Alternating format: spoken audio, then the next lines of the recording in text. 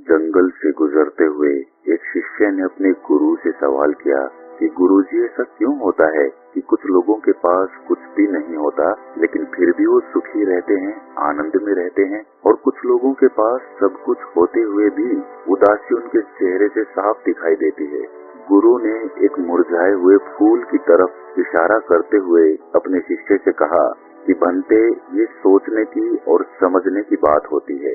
अगर ये फूल ये सोचेगा कि मैं कल मुरझा गया था, या फिर ये सोचेगा कि मैं भविष्य में फिर से मुरझा जाऊंगा, तो ये कभी भी खुलकर पूरे तरीके से खिल नहीं पाएगा। अपने सुंदर स्वरूप में ये कभी भी आ नहीं पाएगा और अपनी खुशबू भी ये प्रकृति में बिखेर नहीं पाएगा। उसी प्रकार जो इंसान अपने अतीत की यादों में खोया रहता है या फिर अपनी भविष्य की कल्पनाएं करता रहता है, भविष्य के दुखों के बारे में सोचता रहता है, या भूतकाल में जो उसके साथ बुरा घटित हुआ है उसके बारे में सोच सोचकर वो अपने भविष्य के लिए चिंतित होता रहता है, तो ऐसा मनुष्य जीवन में कभी भी सुख अनुभव नहीं कर सकता। ये समझने की बात होती है कि जीवन हमेशा वर्तमान में होता है।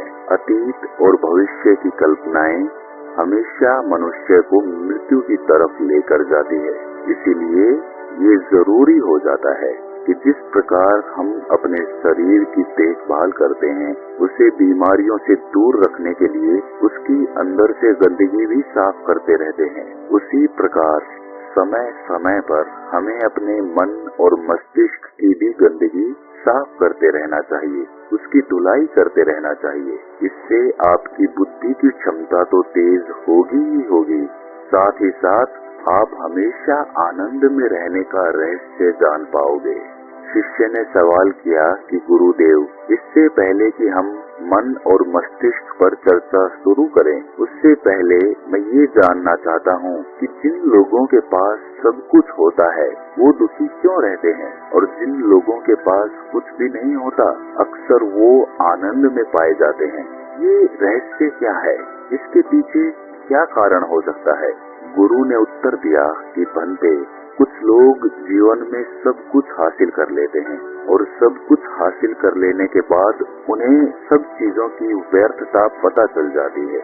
ऐसे लोगों को अक्सर ये एहसास जकड़ लेता है कि मैंने जीवन में जो कुछ भी पाया, जो कुछ भी किया, उससे भले ही मैंने सुख सुविधाएं हासिल कर ली हों, लेकिन मन की शांति अभी भी बहुत दूर है, अधूरी है, उस तक मैं पहुंच नहीं पाया। सब कुछ पाकर भी मैं अपने मन को जान नहीं पाया। और जब इंसान को ऐसा लगता है तो उसे महसूस होता है कि जो भी उसने कमाया वो कौड़ियों के भाव का था। उसने अपना जीवन बेकार की चीजों में यूं ही व्यर्थ कर दिया। और वहीं पर जिस इंसान के पास जीवन में कुछ भी नहीं होता है, उसके पास एक उम्मीद होती है, वो सब कुछ पाने की लालसा रखता है, और वही लालसा, वही इच्छा उसको जीवन में खुश रखती है, आगे बढ़ाती है, ऊर्जा से भरा हुआ रखती है। गुरु ने अपने हाथ से एक सूखे पेड़ की तरफ इशारा करते हुए कहा कि बनते, कभी तो ये पेड़ भी हरा भरा रहा होगा, फलों से लदा हुआ रहा होगा, नाना प्रकार के पक्षी और जानवर इस पर क्रीड़ाएं करते होंगे, इसके फलों को खाते होंगे। उस समय इस पेड़ को भी ये पता नहीं होगा कि एक दिन तुम सूख जाओगे और तुम्हारी हालत इतनी बदतर हो जाएगी कि तुम किसी को छांव तक नहीं दे पाओगे, तुम्हारे ऊपर पत्ते तक नहीं रह जाएंगे, फल तो दूर की बात रही। उसी प्रकार मनुष्य अपने जीवन की दौड़ में ये भूल जाता है कि जिस दौड़ में वो सबसे आगे निकलने की कोशिश कर रहा है, उसका अंतिम चरण तो मृत्यु ही है। काश वो कभी इस दौड़ से अलग हटकर ये देख पाए कि इसका अंतिम चरण तुम्हें कहीं नहीं पहुंचाएगा, कि जिस दौड़ को वो सबसे आगे निकलकर जीतने के ख्वाब देख रहा है, उसका अंतिम चरण मृत्यु ही है। काश वो कभी जीवन की दौड़ में ठहर कर ये देख पाए कि इसका अंतिम चरण क्या होगा, तो वो उन कामों को तिलांजलि दे सकता है जो व्यर्थ हैं, जो बेकार हैं, और ऐसे कार्यों की तरफ आगे बढ़ सकता है जो उसके जीवन में आनंद पैदा करते हों, जो उसके जीवन को एक नई दिशा देते हों। गुरु ने खुद की तरफ इशारा करते हुए समझाया कि एक योगी वो होता है जो जीवन की दौड़ में ठहर जाता है, जो ये समझ लेता है कि जीवन का अंतिम चरण तो मृत्यु ही है। इसीलिए वो जीवन में सुख सुविधाएं हासिल करने की बजाय खुद के मन और मस्तिष्क को एक नए आनंद की तरफ ले जाने का प्रयास करना शुरू कर देता है। शिष्य ने सवाल किया कि गुरुदेव, क्या एक ग्रस्त जीवन में जीने वाला मनुष्य उस आनंद की प्राप्ति नहीं कर सकता? और अगर कर सकता है तो उसे किस प्रकार शुरुआत करनी चाहिए? बिल्कुल कर सकता है, गुरुदेव ने उत्तेजित होकर उत्तर दिया।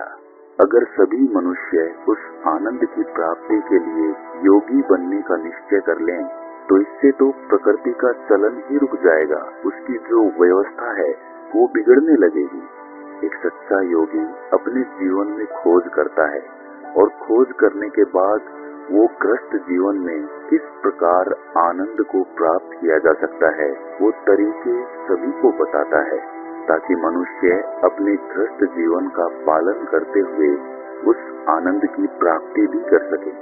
गुरु ने खुद को संबोधित करते हुए उत्तर दिया कि मैंने अपने जीवन में जो खोज की है उसके अनुसार मनुष्य को समय समय पर अपने मन और मस्तिष्क की सफाई करते रहना चाहिए। मनुष्य अपने शरीर पर तो ध्यान दे लेता है, लेकिन अपने मन और मस्तिष्क को वो भूल जाता है, उस पर कभी ध्यान नहीं देता और उसी वजह से मन और मस्तिष्क बूढ़े होते चले जाते हैं। उनमें जवानी नहीं रह जाती और जब उनमें जवानी नहीं रह जाती तो उनमें नयापन और ताजगी नहीं रह जाती, जिसकी वजह से एक इंसान उदासी से भर जाता है। मन और मस्तिष्क की गंदगी क्या होती है, पहले मैं तुम्हें ये बताता हूँ।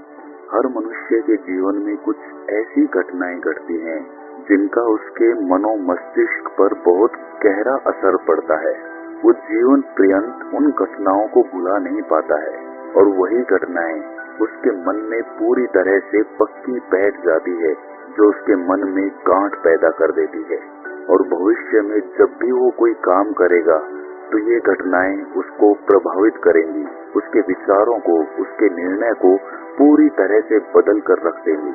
ऐसे मनुष्य की दृष्टि भी भ्रमित हो जाती है, वो सत्य स्वरूप को नहीं देख पाता, वो चीजों को उन घटनाओं से जोड़कर भ्रमित तरीके से देखता है। उदाहरण के लिए, अगर किसी बुरी आंखों वाले आदमी ने आपको धोखा दे दिया तो आप जीवन पर्यंत बुरी आंखों वाले आदमी को हमेशा धोखेबाज समझते रहेंगे, उस पर कभी पूर्ण रूप से विश्वास नहीं कर पाएंगे। लेकिन समझने की बात ये होती है कि जिस इंसान ने आपको धोखा दिया, वो धोखा आपको बुरी आंखों से नहीं मिला, वो उस इंसान के स्वभाव से मिला।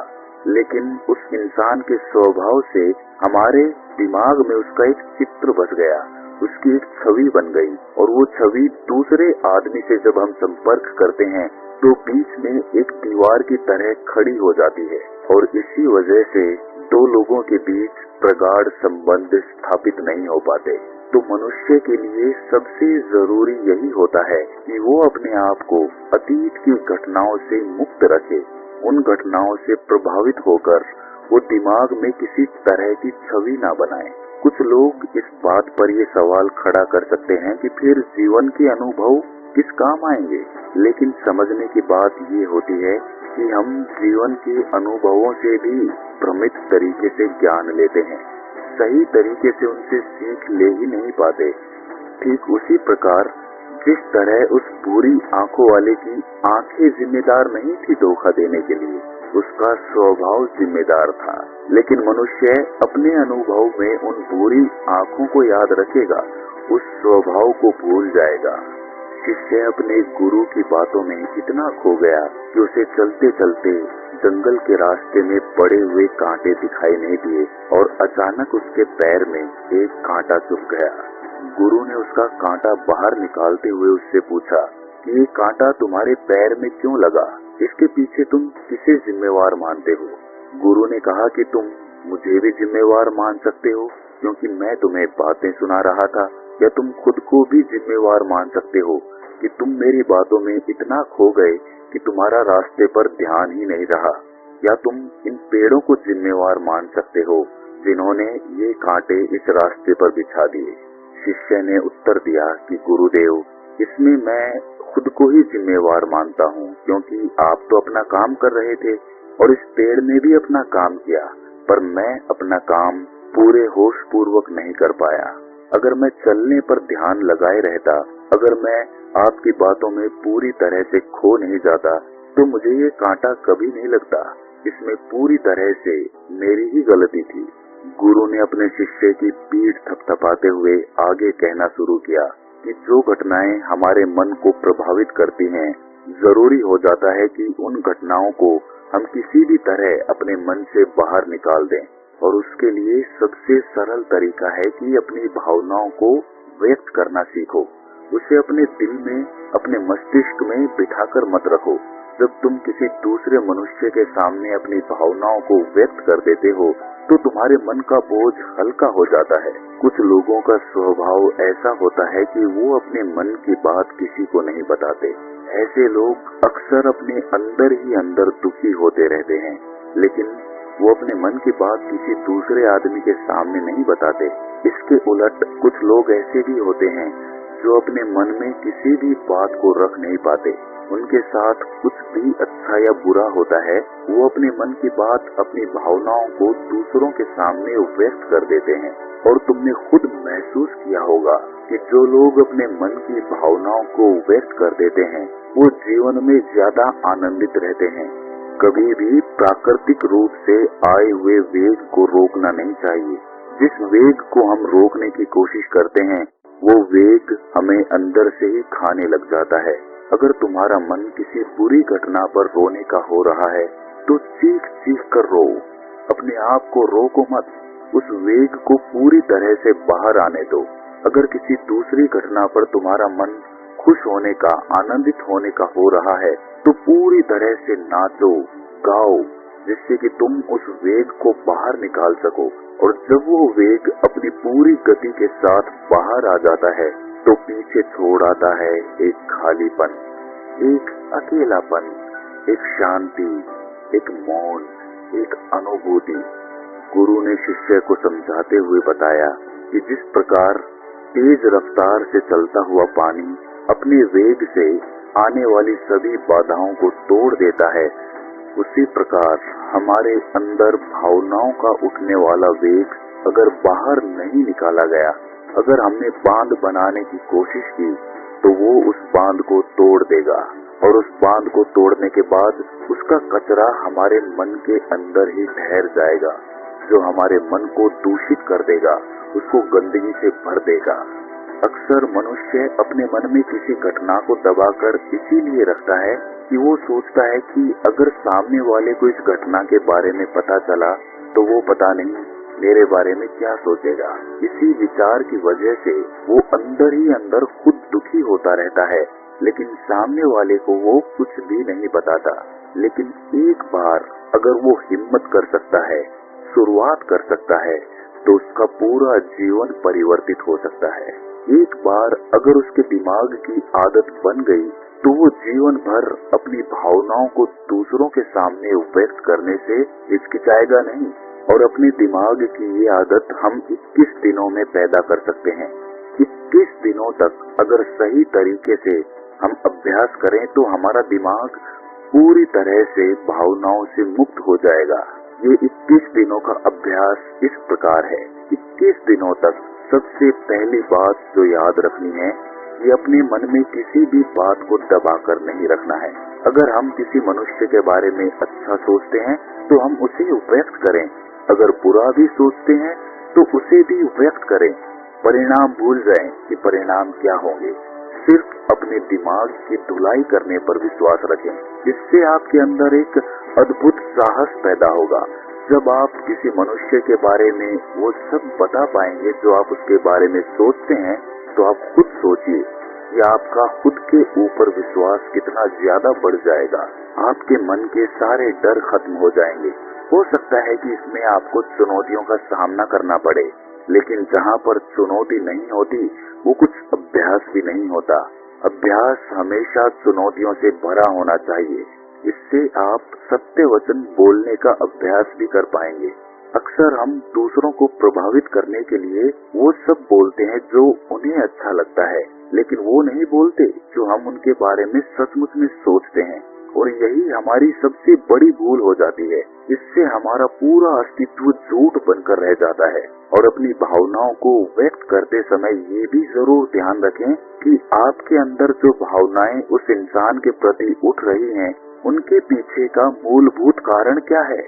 उदाहरण के लिए, जब एक नौकर अपने मालिक के लिए कोई काम करता है और वो काम अच्छे से नहीं कर पाता है, तो मालिक उसे डांट फटकार देता है, जिससे उसके अंदर उसके प्रति क्रोध की भावनाएं उठती हैं। लेकिन समझने की बात ये होती है कि मालिक तो आपको कहेगा ही, वो तो डांटेगा ही अगर आप काम अच्छे से नहीं करेंगे। तो अगर आप काम अच्छे से कर रहे हैं और फिर भी आपका मालिक आपके साथ अच्छा व्यवहार नहीं कर रहा है, तो आप खुलकर अपने मालिक को अपनी भावनाएं व्यक्त कर सकते हैं, बिना ये सोचे कि इसका परिणाम क्या होगा। अगर आप इस भावना को उठाएंगे तो आप अपनी नजरों में खुद ही नीचे गिरने लग जाएंगे। आपका आत्मविश्वास बिल्कुल खत्म हो जाएगा।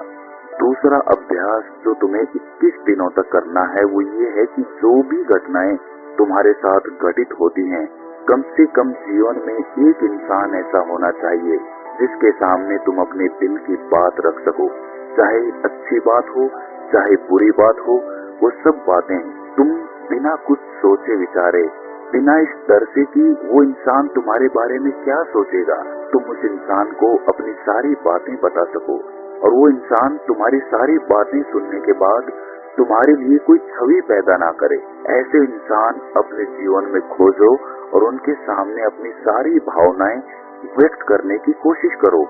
दिन में जो कुछ भी घटित होता है, अच्छा लगता है, बुरा लगता है, किसी के प्रति आकर्षण होता है, उसको एक दोस्त की तरह बताने का प्रयास करो। इससे तुम्हें ये पता चल पाएगा कि तुम्हारा मन घटनाओं के प्रति किस प्रकार की भावनाएं पैदा करता है। तुम अपने मन को समझने में सक्षम हो पाओगे। जब तुम किसी दूसरे आदमी को ये सारी बातें बताते हो, तो तुम खुद भी अपनी प्रतिक्रियाओं का, उस घटना के प्रति तुम्हारा क्या रवैया रहा है, उसके प्रति खुद का आकलन भी कर पाते हो। और तीसरा अभ्यास जो तुम्हारे मन को खाली रखेगा वो है योग निद्रा का अभ्यास। योग निद्रा किस प्रकार लेनी है, किस प्रकार उसका अभ्यास करना है, वो वीडियो इस वीडियो के खत्म होते ही चल जाएगी। जिन लोगों को वो सुनना है तो आप उसको सुन सकते हैं। ये चर्चा खत्म होते होते गुरु और शिष्य उस जंगल को पार करके अपने आश्रम में पहुंच